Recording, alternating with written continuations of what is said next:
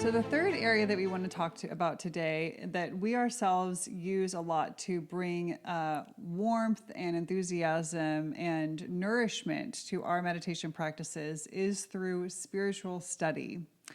Yeah, spiritual study, it nourishes the soul in a way. You know, it ties into this piece we were speaking about earlier about understanding and, you know, the enthusiasm and motivation that comes from understanding our soul, understanding our development as a human being. And it's also, you know, enriching and nourishing. Yeah, like imagine if you're a garden, your soul is a garden, and you've got to nourish the soil.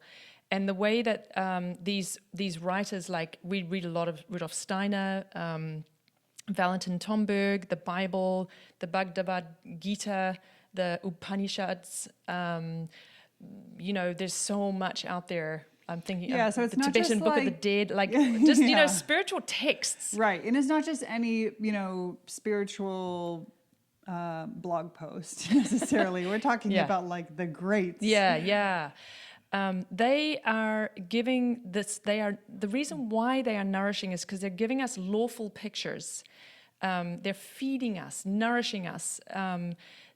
You know, I mean, similarly, you can go out into nature, but there's something about these spiritual texts in particular that are speaking to us about our own spiritual nature, the way that we contemplate the concepts, right, and the richness of these concepts that we can't really encounter anywhere else. I mean, it deepens you in a way that allows you to engage with the idea of meditation in completely new ways. Yeah, and meditation as spiritual development, because we are spiritual beings having a physical experience, and so we need this spiritual nourishment and the spiritual insights to really connect with these the spiritual part of ourselves. Yeah, and these writers and mystics like Saint Teresa of Avila, I mean, she didn't write because she wanted to write a book. She wrote because it was demanded of her, because the people, the nuns around her, and others, they needed spiritual guidance. They need to understand, okay, how is this done? And so she wrote her book, Interior Castle, to help walk you through the processes and layers of getting to the richness and depths of the soul.